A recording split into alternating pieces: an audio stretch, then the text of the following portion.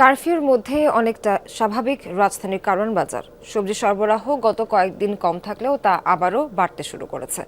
এতে কমতে শুরু করেছে সবজির দাম, তবে ক্রেতা সেই তুলনায় কম।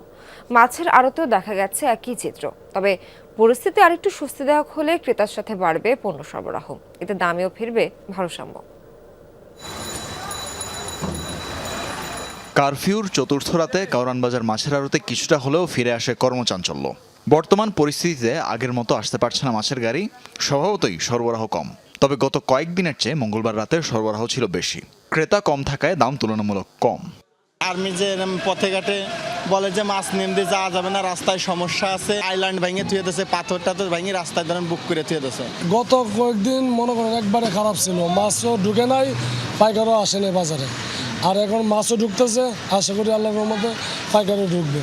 মাছের আড়তে ঢিমেতাল থাকলেও সবজির বাজার জমজমাট। ফিরে এসেছে সেখানকার চিরচেনা রূপ।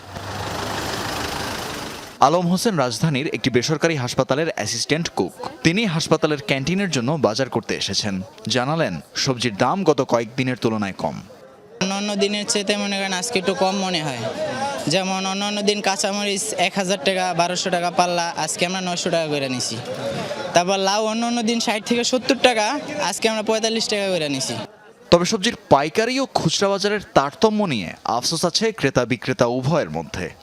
তার জন্য মাল মোকাম থেকে উঠাইতে পারে না, মাল উঠাইতে কারণে দাম বাড়তি। লাউডা খাই মানুষের 30 টাকা পিস কিনতে হয়, লাউডা কিনতে গেলে না 80 টাকা লাগে। বাঁধাকপি 70 টাকা 80 টাকা, আর ফুলকপি হলো 30-40 টাকা বেশি পাইকারি। মাল যত দাম বেশি হবে অত দাম কম। মানে সাপ্লাই বেশি, মাল ঢুকতেছে বেশি, কাস্টমার কম। সিসিঙ্গা এখানে 16 টাকা 15 টাকা 14 টাকা কাটা ব্যস্ত আছে, আর বাইরে গেলে 80 টাকা কেজি।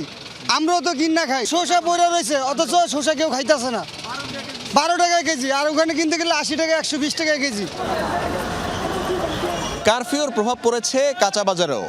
পাইকারি বাজারের সাথে খুচরা বাজারের দামে রয়েছে বিশাল ফারাক। তবে যারা পাইকারি ক্রেতা বিক্রেতা রয়েছেন এবং যারা খুচরা ক্রেতা বিক্রেতা রয়েছেন, তারা সবাই বলছেন সরবরাহ বাড়লে স্বাভাবিক হয়ে আসবে দাম। আর সেই সময়টারই অপেক্ষায় রয়েছে সবাই। তানভীর মৌসুম, যমুনা নিউজ, ঢাকা।